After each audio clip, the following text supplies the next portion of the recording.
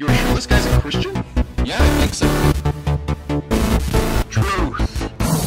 What's going on, guys? Jesus loves you. My name's Cody, and this is the Christian News Show I do every Monday, Wednesday, and Friday. And before we get into news today, I want to talk about a website called younow.com. It's kind of like YouTube in the idea that you do videos, but they're live. And on YouNow, there's a bunch of different channels you can go to depending on a topic you want to talk about. And one of the channels that used to be called Religion, and now it's called Spirituality, it's very lonely. So I'm gonna change that! Or at least try to. See, nobody ever records in that channel because no one's ever watching. And kind of in the same way, nobody's watching because nobody's broadcasting. So starting a week from today at 8 o'clock Eastern Standard Time, I will be there. So, next Wednesday, just go to younow.com, look for the channel that says Spirituality at 8 o'clock Eastern Standard Time, and I will be there. I'm going to try to make it a weekly thing. We'll see how it goes. You guys can go there, watch me live, comment, ask me questions, all sorts of things. I just want to bring life back into the Spirituality channel. And for that, we go to the first story of the day, which is about the best pastor ever! Except for Paul. He was a pretty good pastor. His name is Pastor Mike Jankowski. And Mike was just chilling in his church office when he heard a strange noise. And so he cautiously goes, checks out his wife's office where he thought he heard it. Well, it turns out that there was someone else chilling in the church as well, and he happened to be a robber. Like full-on old-school black ski mask robber. So then Mike screams out of terror, and then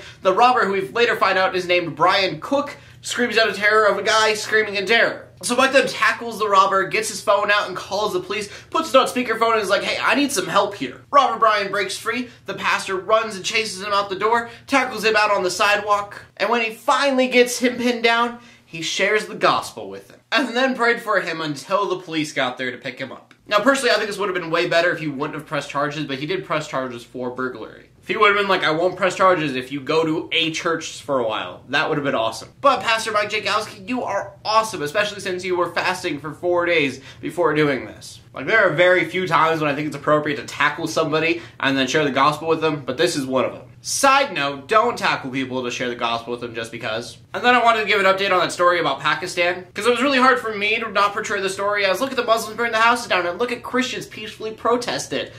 Christians are perfect. But it's probably a good thing that I didn't, because Christian protests turned into Christian riots. So yeah, Christians. But moving on from that, many of you guys know that I don't watch American Idol. Not that there's anything wrong with American Idol, I don't have TV, and don't care for the show that much. But I've got to say, with all the statistics saying that Christianity is on the decline in the United States, I am very proud of American TV. Like, American Idol is very watched, and 8 out of the 10 finalists are Christians. And not just like they're Christians that don't like to talk about it, they're Christians and they talk about it all the time, which is awesome. And what's really great about that is that people want to watch that. Just like they want to watch the Bible TV series, which is the highest rated television show this year so far. And I know the year's kind of just started, but it beat The Walking Dead, which is an amazing show. Daryl better not die. But I just think it's great that Christians are getting into the media in ways that people want to see it. And then our final story of the day is something that I think is crazy. But Chicago Public Schools have brought out a mandate that states that schools have to teach children sex ed starting in kindergarten. And I don't know how the classes are set up, so I don't know how weird this gets, but they are learning anatomy in kindergarten. Now, whether it's a bad thing or a good thing,